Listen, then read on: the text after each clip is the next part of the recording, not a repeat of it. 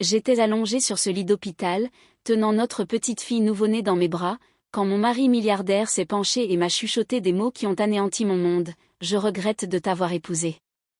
Mais ce que j'ai fait ensuite, personne ne l'a vu venir. Pas lui.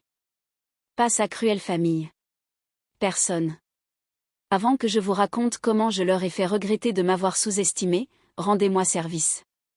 Cliquez sur le bouton s'abonner et activez les notifications parce que cette histoire devient dingue et vous ne voulez pas rater la suite.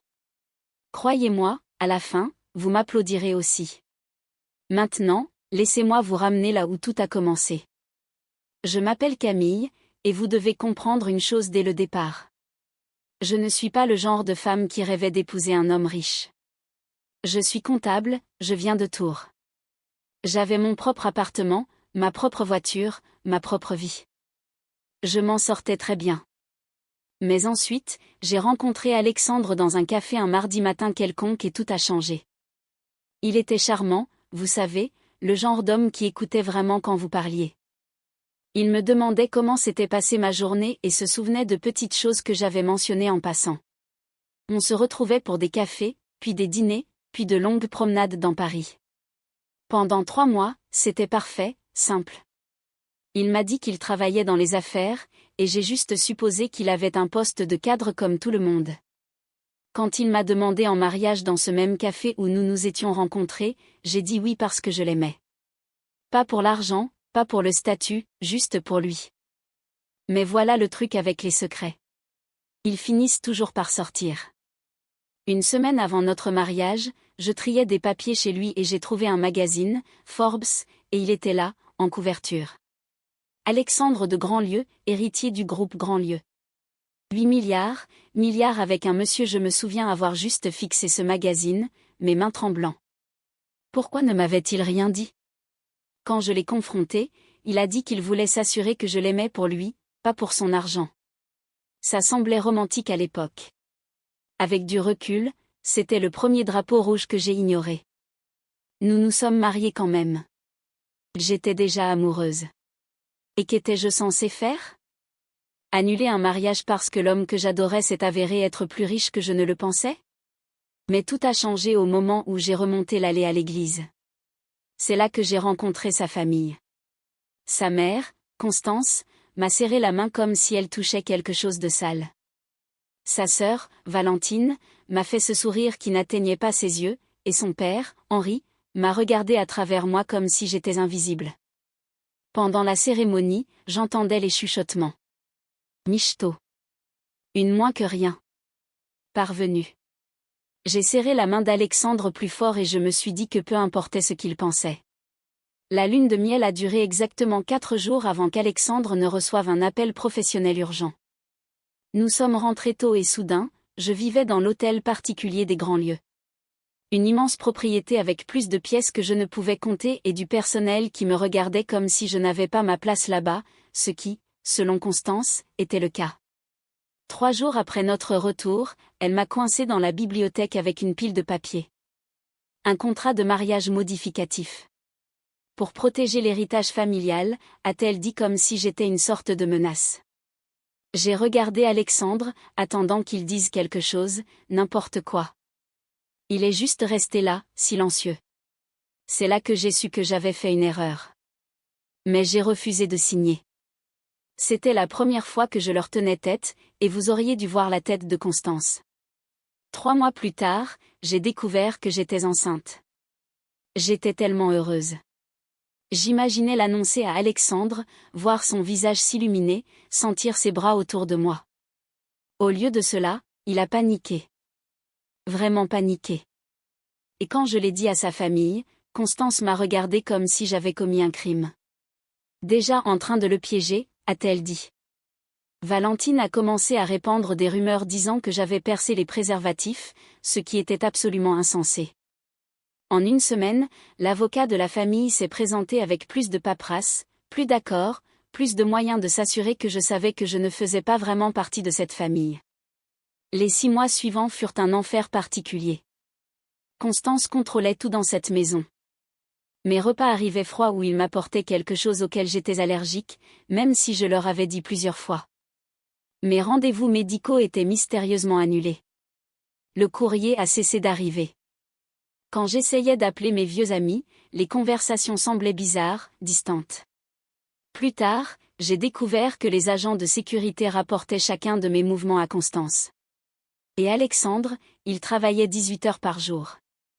Chaque fois que j'essayais de lui parler de ce qui se passait, il disait que j'étais paranoïaque, que sa mère était juste protectrice, que je devais faire plus d'efforts pour m'intégrer.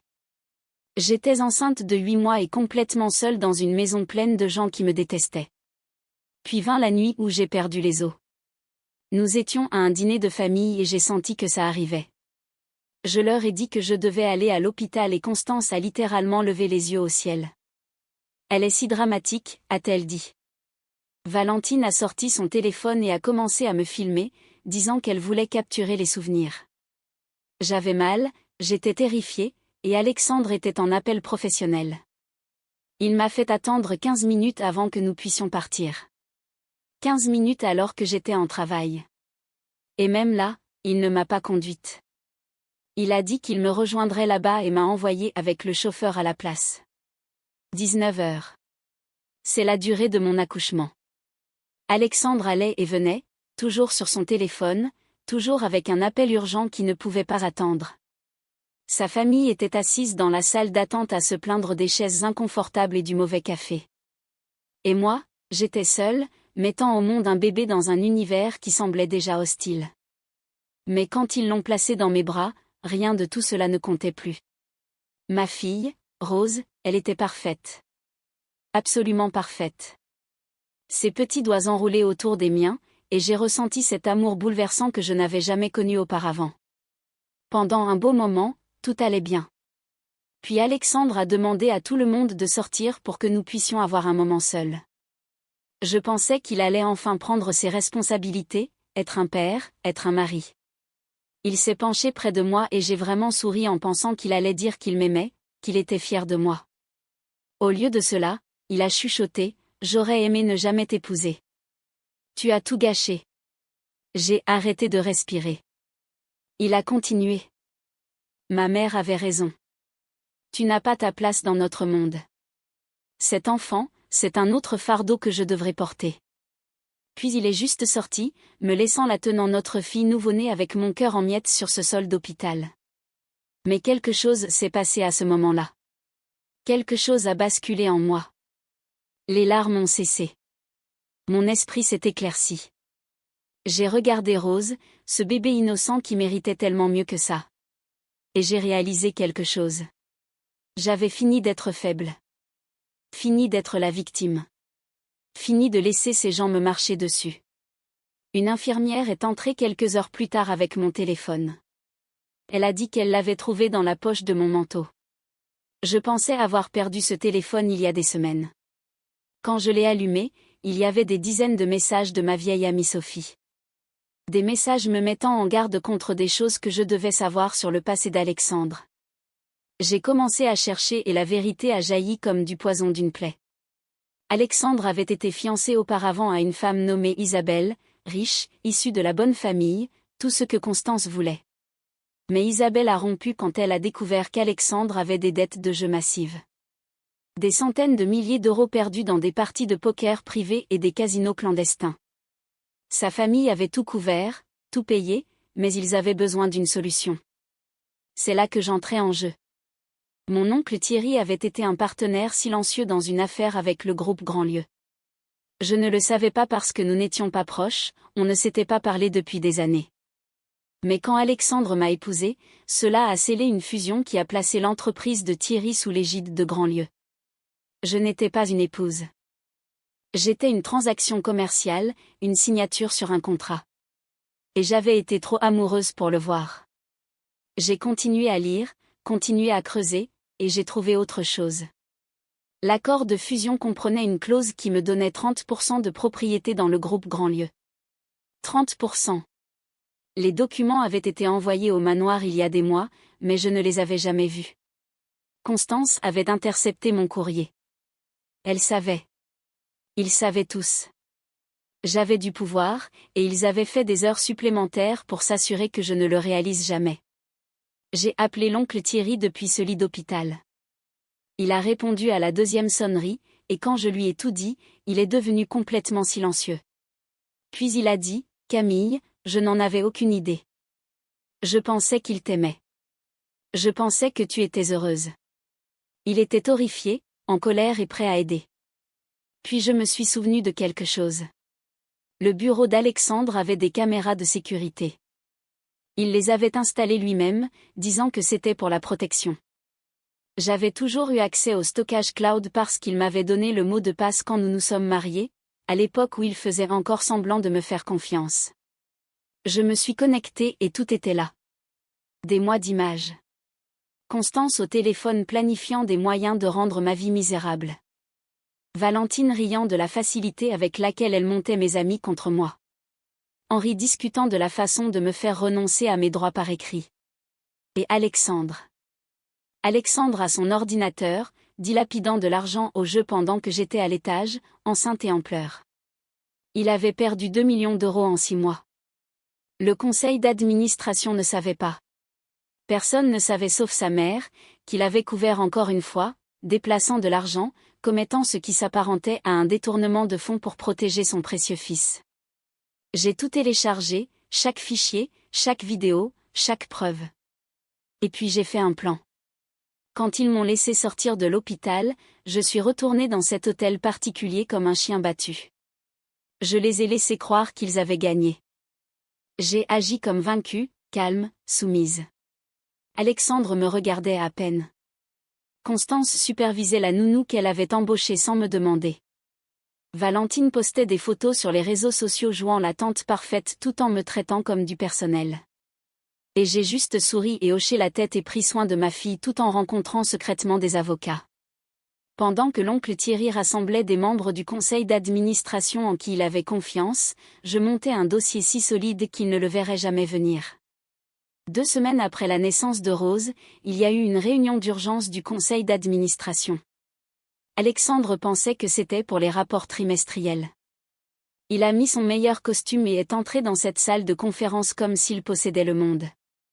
Puis je suis entrée derrière l'oncle Thierry, portant Rose d'un bras et un dossier de l'autre.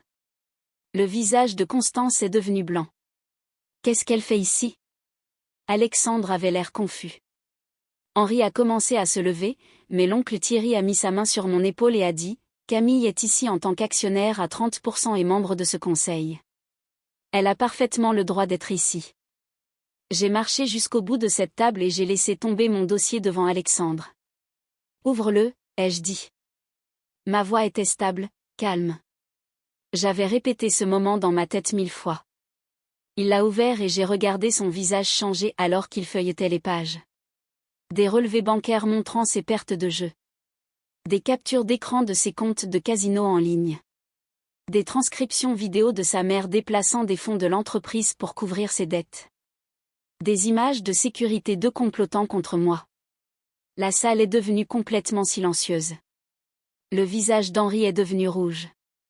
Valentine a essayé de se lever, mais j'avais déjà pris des dispositions pour que la sécurité soit aux portes. Personne ne partait tant que ce n'était pas fini. J'ai regardé Alexandre, vraiment regardé, et j'ai dit, « Tu as chuchoté que tu regrettais de ne m'avoir jamais épousée. Tu as dit que j'avais tout gâché. Mais voici ce que tu ne sais pas, Alexandre. J'ai tout documenté. Chaque insulte, chaque manigance, chaque mensonge. J'ai la preuve de ton addiction au jeu. La preuve du détournement de fonds de ta mère. La preuve que tout ce mariage était un arrangement commercial que vous m'avez tous caché. Et j'ai fini. » L'oncle Thierry s'est levé. Puis il a regardé autour de cette table les membres du conseil, tous regardant cela se dérouler, et il a dit, « Je demande un vote immédiat. » Alexandre de Grandlieu est inapte à exercer les fonctions de PDG. Sa mauvaise gestion financière et ses problèmes personnels ont mis toute cette entreprise en danger. Tous ceux qui sont en faveur de sa destitution? Chaque main s'est levée sauf celle des Grandlieu. Absolument toutes. Alexandre a été démis de ses fonctions de PDG sur le champ. Les finances de Constance ont été gelées en attendant l'enquête. Et j'ai demandé le divorce le même après-midi avec la garde complète de Rose. Les preuves étaient accablantes. Son avocat a jeté un coup d'œil à ce que j'avais et lui a conseillé de ne pas se battre. La nouvelle a éclaté le lendemain. La famille Grandlieu en crise. Le prix des actions a chuté. Leur réputation parfaite brisée comme du verre. Et moi? Je suis sortie de ce manoir avec ma fille et je n'ai jamais regardé en arrière. 6 mois ont passé depuis ce jour. Je suis dans mon propre appartement maintenant. Rien de luxueux, mais c'est le mien. Rose gazouille dans son berceau pendant que je travaille depuis mon bureau à domicile. L'oncle Thierry est le nouveau PDG, et l'entreprise se redresse vraiment. Il m'a offert un poste de directrice administrative et financière, mon job de rêve, et je l'ai accepté. Je gagne mon propre argent, je construis ma propre vie. La pension alimentaire couvre tout ce dont nous avons besoin, mais j'y touche à peine. Je ne veux pas de leur argent. Je n'en ai jamais voulu. La semaine dernière, ma sonnette a retenti. Je n'attendais personne. Quand j'ai ouvert, Alexandre se tenait là. Il avait l'air terrible. Plus mince, plus vieux, brisé. Je suis désolé, a-t-il dit. J'étais faible. Ma famille me contrôlait. Est-ce qu'on peut réessayer pour Rose? Je l'ai juste regardé pendant un long moment. Puis j'ai souri. Tu regrettais de m'avoir épousé, Alexandre. Eh bien, félicitations. Ce vœu s'est réalisé. Maintenant, pars. J'ai fermé la porte à son nez, je suis allée vers le berceau de Rose et je l'ai prise dans mes bras. Maman est là, mon bébé, ai-je chuchoté. Pour toujours, parce que c'est la chose qu'ils n'ont jamais comprise. Ils pensaient que me briser me ferait disparaître. Mais tout ce qu'ils ont fait, c'est me montrer à quel point j'étais vraiment forte. Ils pensaient que je n'étais personne. Mais j'étais la seule personne qu'ils n'auraient jamais dû sous-estimer. C'est ainsi qu'un murmure destiné à me briser est devenu l'élan dont j'avais besoin pour me libérer. Parfois, le pire moment de votre vie est en fait le début de votre meilleure vie. Si cette histoire vous a parlé, explosez ce bouton j'aime et laissez un commentaire pour me dire ce que vous auriez fait à ma place. Abonnez-vous parce que j'ai d'autres histoires qui vont vous faire tomber la mâchoire. Et rappelez-vous, ne laissez jamais personne vous faire sentir petit, surtout quand vous détenez le pouvoir qu'ils ignorent que vous avez. Je suis Camille et c'est ma vérité. À la prochaine.